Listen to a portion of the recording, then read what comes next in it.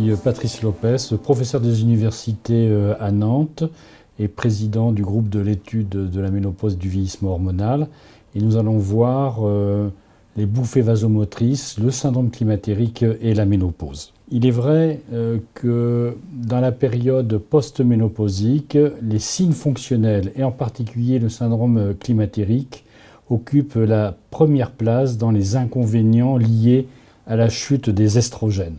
Deux éléments sont importants dans la ménopause récente, ces troubles climatériques et ce que l'on appelle maintenant le syndrome génito-urinaire de la ménopause. Et plus tard, l'hypoestrogénie sera également responsable de troubles cardiovasculaires et probablement de troubles cognitifs comme la maladie d'Alzheimer. Ce qui est important dans les troubles climatériques, c'est de retenir que 4 signes sont majeurs pour définir ce syndrome climatérique. Premièrement, les bouffées vasomotrices ou bouffées de chaleur, qui sont cette impression de chaud qui débute par la partie basse du corps et qui remonte vers le visage et qui peuvent se terminer par une rougeur intense, extrêmement gênant pour la patiente. Il s'y associe, deuxième signe, des crises de sueur. Ces sueurs peuvent survenir la nuit et réveiller la patiente et est extrêmement gênant pour la qualité de vie. Troisième signe également, la sécheresse vaginale, donc le syndrome génito-urinaire de la ménopause, qui vont occasionner à la fois des signes vaginaux, des troubles sexuels, mais également des signes urinaires. Et enfin, quatrième signe, les douleurs articulaires que nous avons attribuées à l'insuffisance estrogénique, surtout depuis l'utilisation de certains médicaments que l'on appelle les anti-aromatases. Et ces 4 signes qui forment le syndrome climatérique vont entraîner secondairement, soit par effet domino, soit par effet central, des troubles du sommeil, des troubles anxieux, une augmentation de l'état dépressif, des troubles de l'humeur, des troubles de la peau et également une baisse de la libido. Donc tous ces signes font que nous considérons important de prendre en charge le syndrome climatérique. Quand on regarde la probabilité d'avoir ce syndrome climatérique, on se réfère, le GEMVI, à une étude qui a été financée par Boiron et effectuée par le CSA et qui montre très clairement qu'au moins 88% des femmes âgées de 45 à 60 ans ont au moins un symptôme climatérique et 65% des femmes ont des bouffées de chaleur.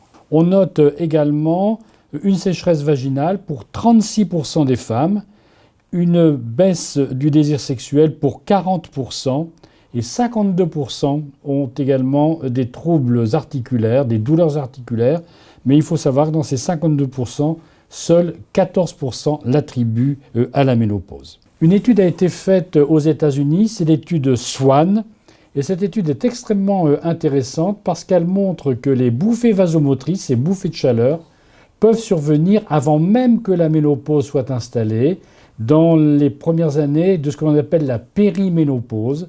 Et la chose importante démontrée par Swan, c'est qu'à la fois, plus les bouffées de chaleur sont précoces, plus il y a de risques que ces bouffées de chaleur persistent dans le temps. Et très clairement, comme l'on peut le voir sur cette diapositive, les femmes qui ont des bouffées de chaleur dans une périménopause précoce ont encore des bouffées de chaleur jusqu'en moyenne 9 ans après les dernières règles. Donc il faudra prendre en charge ces bouffées de chaleur non pas immédiatement après la ménopause, mais savoir continuer la prise en charge plusieurs années, voire une dizaine d'années.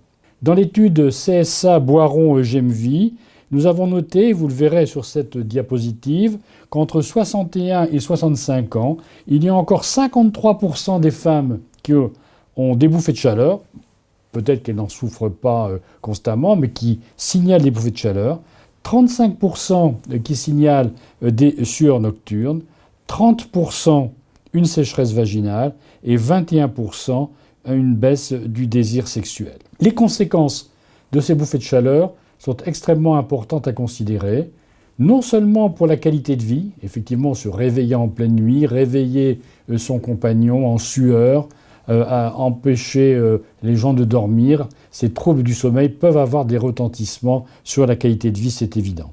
Donc effet sur le sommeil, effet sur la mémoire, effet sur la fatigue effet également sur l'état dépressif et également peut-être des troubles cognitifs. Et ce qui est également important, c'est que des études ont montré qu'il pouvait y avoir un lien entre la précocité, l'intensité des bouffées de chaleur et également la survenue de maladies cardiovasculaires, de troubles cognitifs, voire de maladies d'Alzheimer. Et ça a été démontré récemment dans une étude publiée dans Ménopause en 2018. D'où l'intérêt pour nous de prendre en charge ce syndrome climatérique. Cette prise en charge doit être faite d'abord par des règles hygiéno-diététiques, vivre dans un espace frais et aéré, porter des vêtements légers vont diminuer les conséquences des bouffées de chaleur, éviter les aliments trop chauds, épicés en particulier le soir, et supprimer le tabac, supprimer l'alcool pour éviter ces bouffées de chaleur, réduire l'activité physique le soir.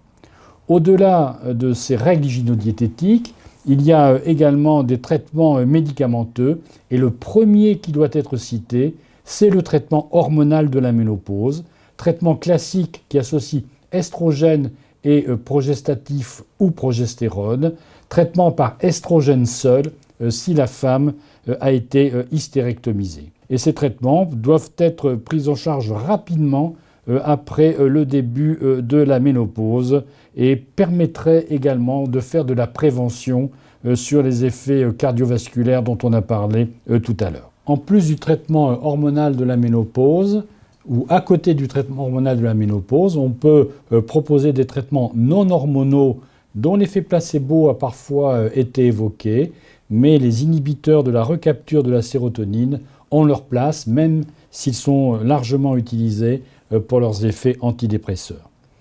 Pour la phytothérapie, on peut citer le Simifuga racemosa, mais ce traitement doit être évalué en fonction de la balance bénéfices et risques. On peut également utiliser des extraits secs de pollen qui ont leur place dans le traitement non hormonal des bouffées vasomotrices. Quant aux phytoestrogènes, ils ont probablement une action sur les récepteurs estrogéniques. Ce sont des compléments alimentaires et ils ont besoin, comme le traitement hormonal de la ménopause, d'avoir une évaluation de la balance bénéfice-risque. Et la Haute Autorité de santé française a émis quelques réserves imposant une certaine vigilance et une information des patientes. Autre point du traitement du syndrome climatérique, c'est la prise en charge du syndrome génito-urinaire de la ménopause. On peut utiliser des traitements hormonaux locaux que l'on va mettre dans le vagin. Par exemple, l'estradiol, avec un anneau qu'on appelle estring. Par exemple, l'estriol, qui est administré localement avec des médicaments qui peuvent s'appeler Gidrel, Physiogine ou Trophicrème, ou une autre molécule, promestrienne, qui peut être utilisée localement. Mais pour tous ces traitements hormonaux locaux, il faut respecter les contre-indications du traitement hormonal de la ménopause. Le syndrome génito-urinaire de la ménopause doit également être pris en charge par des traitements locaux associant hydratants ou lubrifiants en cas de douleur lors des rapports sexuels. Si on prend en charge ce syndrome climatérique, ce syndrome génito-urinaire de la ménopause, il est très clair que le traitement hormonal de la ménopause a une place qui nous paraît extrêmement importante. Les concepts ont évolué sur ce traitement hormonal. Avant les années 2000, on proposait à toutes les femmes ce traitement hormonal et c'est l'étude WHI qui a mis un frein à l'utilisation très large de ce traitement hormonal. Et très probablement, à notre sens, cette étude WHI a trop insisté sur les risques sans rappeler les bénéfices. Et toutes les études depuis maintenant une dizaine d'années tentent à replacer l'intérêt du traitement hormonal et à bien dire que la balance des bénéfices est très largement supérieure au risque, en particulier chez les femmes de 50 à 60 ans. Il faut respecter plusieurs impératifs pour nous. Premièrement, débuter le traitement hormonal de la ménopause très tôt après l'instauration de la ménopause, dès l'apparition du syndrome climatérique. Il faut privilégier l'administration des estrogènes par voie percutanée et préférer la progestérone ou la dihydrogestérone au progestatif en ce qui concerne le risque de cancer du sein.